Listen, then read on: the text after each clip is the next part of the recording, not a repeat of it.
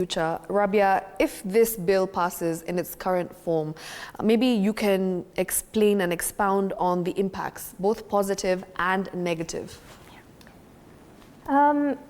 I would say that one of the immediate things that you would find is, to put it, I think, as politely as possible, the degradation of the Kenya Wildlife Service as we know it. And I think that's where really a lot of us are very concerned. Okay. We're really worried also about the tax burden that brings onto Kenyans.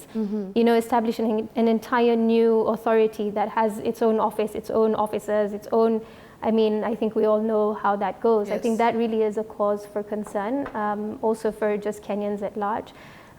But there are also other elements within the bill, like what are we looking at really if we're going to start permitting mining in national parks?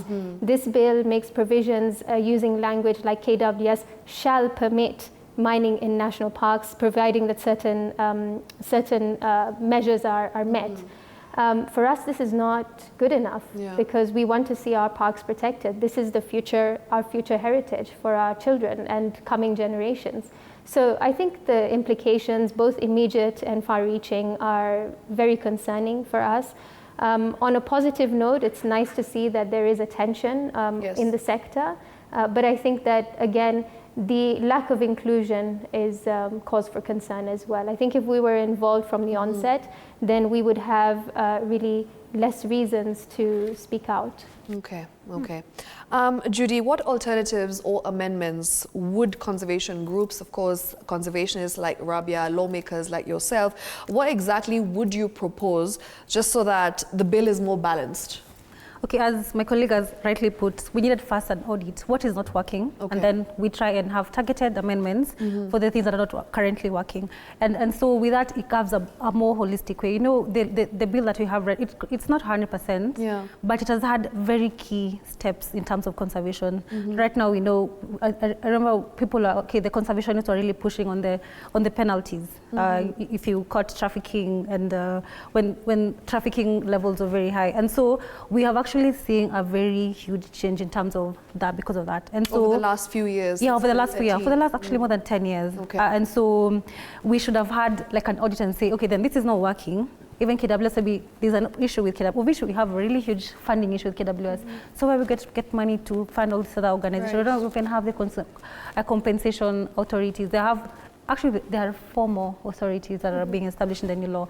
And so they are pertinent issues that we really need them to be addressed, and then maybe we can move forward based on some of these suggestions. And what would you like to say about the same, Raabia, as a conservationist? What do you think needs to be done to make this particular bill more balanced and more fair towards wildlife and, of course, towards protecting our parks and our national reserves?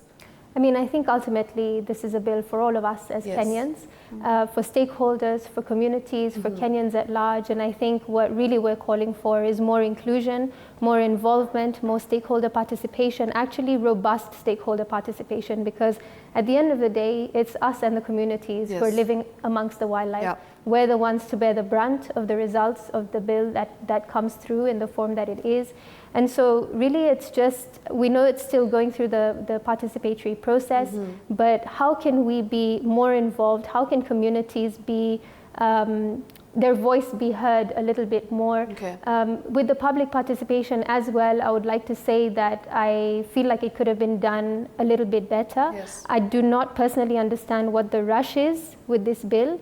When they went around the country over the last, I think it's the last 1 month, you know, in various counties, they held the meetings for Tana River County communities in Garissa. Now the fare coming from Tana River to Garissa is like 1,800 bob, right? If you're coming from like a place like Kipini, it's like 1,800 bob one way. How are you going to raise that money? And all you're doing is going to public participation, which really might even be a box-ticking exercise. You know, you haven't even read the bill because it's so, like, it's a couple of hundred, it's very extensive. It's a couple of 100 pages. It's also in English. It's not in a language that a layman community member can be conversant with, even with the technical terms. Wildlife credits, wildlife offsets.